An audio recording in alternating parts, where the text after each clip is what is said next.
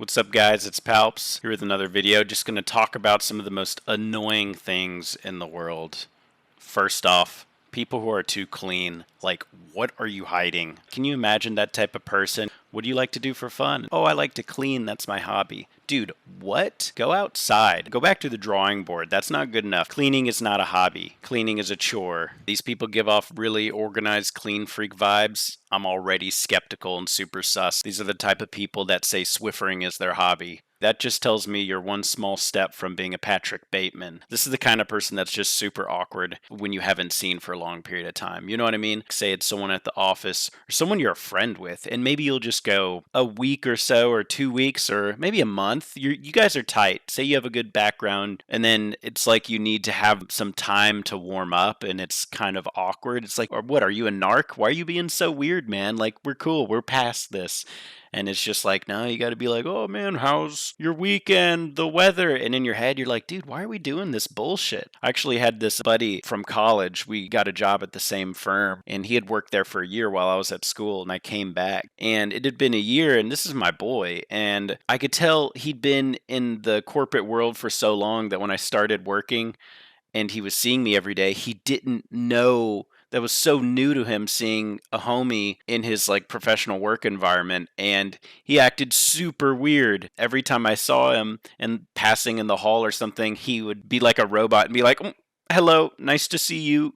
Nice weather we're having. And I'd just be like, bro, why are you being so weird? And he's like, I don't know, man. Just, this is me here. Let's be cool. You feel like you're making progress with them. And then all of a sudden the next day you're like, oh, we had a hard reset overnight. Someone unplugged the computer. Number two, most annoying thing has to do with servers at restaurants. When someone comes up to me and they're trying to impress me and be like, hey, I'm chill. I'm one of you guys. I'm hip. Let me just squat down next to you at the table and be eye level with your crotch while I take your order. First of all, that's weird, dude. Don't come up and just squat next to me. And oh man, what about when they come sit next to you at the booth? Like, hey, we're all pals here. We're all just hanging out. And I'm like, no, dude, I just want you to leave me alone. Get out of my personal space. Pretend we're strangers.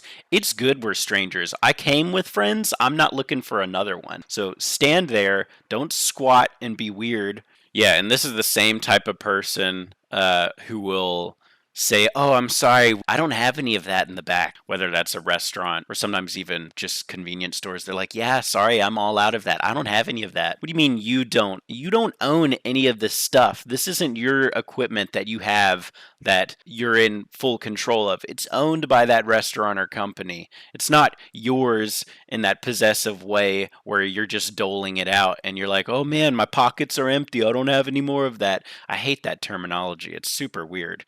Once you go squat elsewhere and talk about your items that you don't have with someone else. It's also strange the verbal jump ropes we go through to describe our food, like al dente pasta. Why do I have to pretend I'm Italian to order my pasta? Al dente just means little hard, like a little stiff, so it's not soft. Why can't I just say it in English? The only reason you're saying al dente is to sound like a douche and flex your mild knowledge of Italian, which no one gives a shit about. It's like some household dad who's been waiting all week to be able to go to Chili's and flex his high school Italian to the 18-year-old Chad who's taking his order, and that's going to be his moment to shine. And Chad's going to be like, wow, this guy knows his shit. He said al dente. This dude can pretend he's Italian super well. This is the same type of person who probably celebrates their kids graduating kindergarten. I mean, shit, what happened there? Like, is there a situation where you're like, yeah, my kid didn't graduate kindergarten. He's like a delinquent, brings shame to his family, like the college dropout. It's like, what does that even matter? Back in my day, you just graduated high school, maybe your elementary school, and then college. And now it's like, he graduated the 5th grade. I'm like, Jesus, how many of these things do I have to go to as a parent and feign my support and put on a big old smile that I don't give a shit about for them being able to color in the lines and finger paint? No, I'm not there for it at all. But yeah, that's funny. It's like, oh yeah, you hear about little Billy? Yeah, didn't graduate kindergarten. Yeah, no. Parents kicking him out of the house next week. He's gonna go start working at the plant. Another thing that's bothering me is just California in general. Like, how many more years of sympathy am I supposed to have towards their forest fires and mudslides?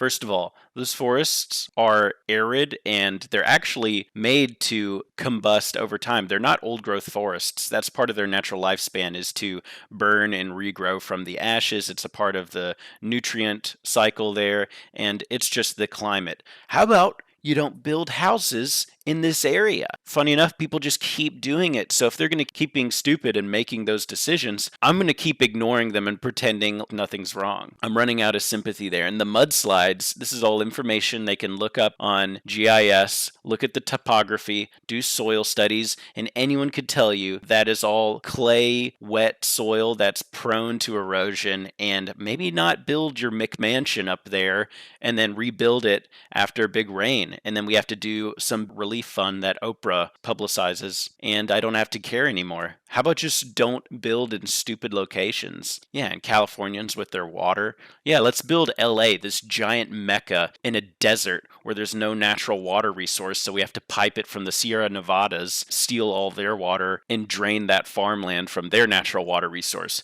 Good idea. Yeah, California, that's where that style I feel originated, where guys wear their skinny chinos, where it's like 3 or 4 inches above their ankles. Everyone's walking around looking like they're Tom Sawyer about to wade across a creek. Jeez. These dudes seriously are walking around looking like one of the Lost Boys in Peter Pan. Like, what's going on? I'm not about it. Whatever happened to just having pants that fit? How about we try that for a little bit? It's like they're going shorter and shorter and shorter until guys are going to be wearing capris. Let's just wear capris. How about we just like stop this halfway point and just commit fully and just wear capris?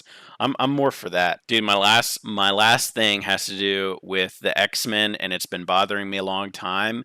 It's Cyclops. Like, dude, are you going to tell me a pair of fucking Oakleys are supposed to contain this guy's ray energy from blasting out of his eye sockets? No way, man. That's just... Does he see? Does he see normally? Yeah, like, how does that even work? I don't know. Anyway, y'all, there's just some items I had to rant about and get off my chest. Let me know what you think. But yeah, super fun talking about it, and I'll see you guys in the next one. Thanks. Bye.